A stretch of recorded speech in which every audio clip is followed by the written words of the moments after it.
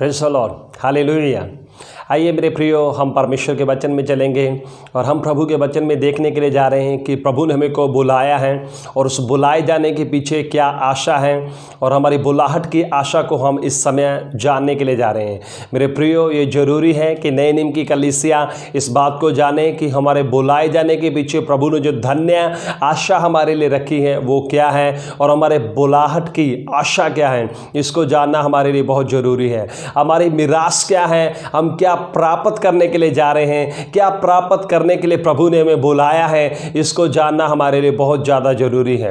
और जब तक आपके और मेरे मन की आंखें खुलती नहीं हैं, जब तक आपकी और मेरी समझ इस बात के लिए नहीं खुलती, तब तक हम अपने बुलाए जाने के सही उद्देश्य को कभी भी समझ नहीं पाएंगे।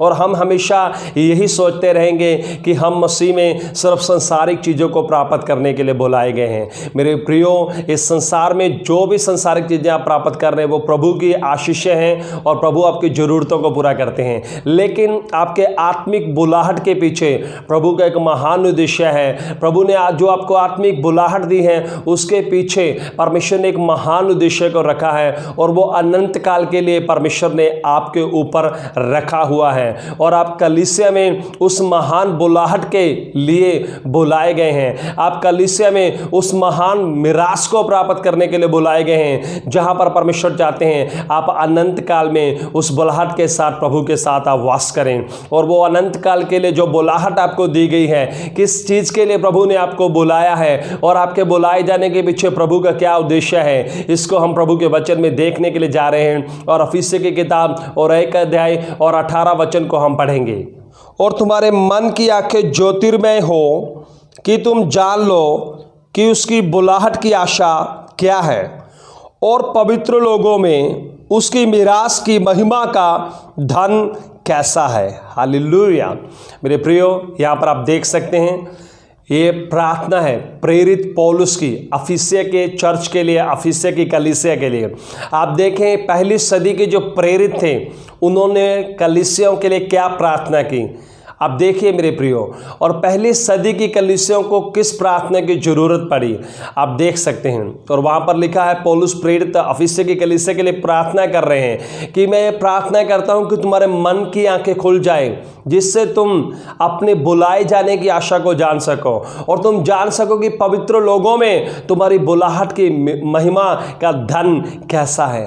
आपको और मुझे ऐसी प्रार्थना की जरूरत है कि हमारे लिए ये प्रार्थना की जाए। आप और मैं जो नए नियम की कलीसिया हैं, हमें अपने लिए इस प्रार्थना की जरूरत है। मेरे प्रियो, हमें हमेशा सांसारिक चीज़ों को मांगते रहने के लिए प्रार्थना में नहीं रहना चाहिए, लेकिन हमें अपनी महान बुलाहट को और हमारी बुलाहट के पीछे जो महान आशा है उस आशा को जानने के लिए हमें प्रार्थना करना चाहिए। और हमारी प्रार्थनाएं हमेशा आत्मिक विषयों को जानने के लिए होनी चाहिए। अनंत काल में और हमारे कलीसिया के भविष्य में जो प्रभु ने रखा है उसको जानने के लिए, उसके प्रति आपकी और मेरी समझ खुलने के लिए हमें प्रार्थना की जरूरत है। और आपकी और मेरी व्यक्तिगत प्रार्थनाएं हमारे भविष्य में जो प्रभु हमें देने के लिए जा रहे हैं उसको जानने के लिए हमारी व्यक्तिगत प्रार्थनाओं का हिस्सा होना चाहिए।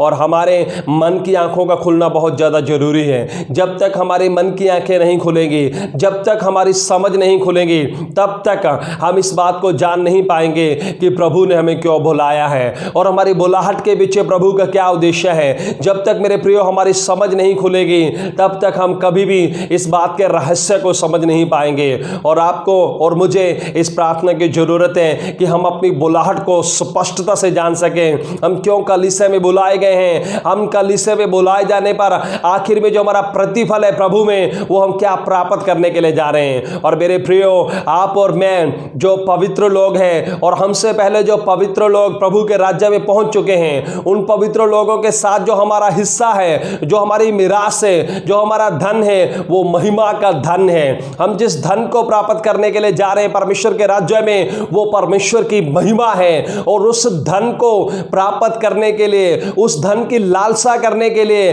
हमारी समझ खुलनी बहुत ज्यादा जरूरत है।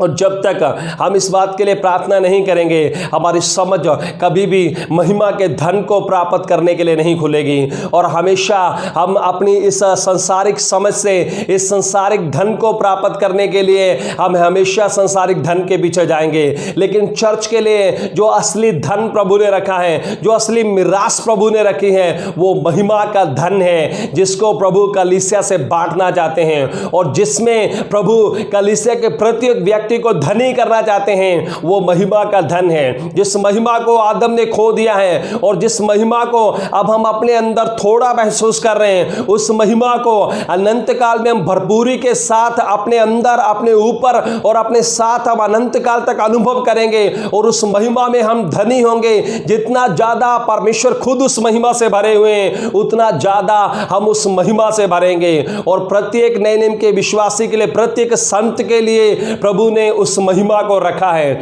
और इसलिए हम अपनी प्रार्थनाओं को बदलें और अपनी बुलाहट के पीछे जो प्रभु का महान उद्देश्य है, हमारी बुलाहट की जो आशा है, प्रभु जो हमें महिमा का धन देना चाहते हैं, प्रभु जो अपनी महिमा में कलीसिया को धनी करना चाहते हैं, आने वाले युगों में, आने वाले समय में उस महान भेद को, उस महान बुलाहट की आशा को जानने के लिए इन दिनों में हम प्रार्थना करें। प्रभु को कहें कि प्रभु हमारी बुद्धि को खोलें, हमारी समझ को खोलें, ताकि हम अपने बुलाए जाने के महान उद्देश्य को समझ सकें, अपनी बुलाहट की आशा को समझ सकें। और मेरे प्रियो, आपको अपनी कलीसिया का वो हिस्सा बनना है जो कलीसिया में बुलाए जाने के सही उद्देश्य को समझ पाए। आपको अपनी कलीसिया का वो व्यक्ति बनना है जो समझ सके कि विश्वासी को प्रभु ने क्यों कलीसिया में बुलाया है, प्रभु ने क्यों चर्च में बुलाया है। और जल्दी ही हम अपने बुलाहट की आशा को प्राप्त करने के लिए जा रहे हैं। जल्दी ही हम वो महिमा के धन को प्राप्त करने के लिए जा रहे हैं। जल्दी ही हम पवित्र लोगों में उस महिमा के साझीदार होने के लिए जा रहे हैं। प्रभु इन वचनों के साथ आपको बहुत आशीष दे।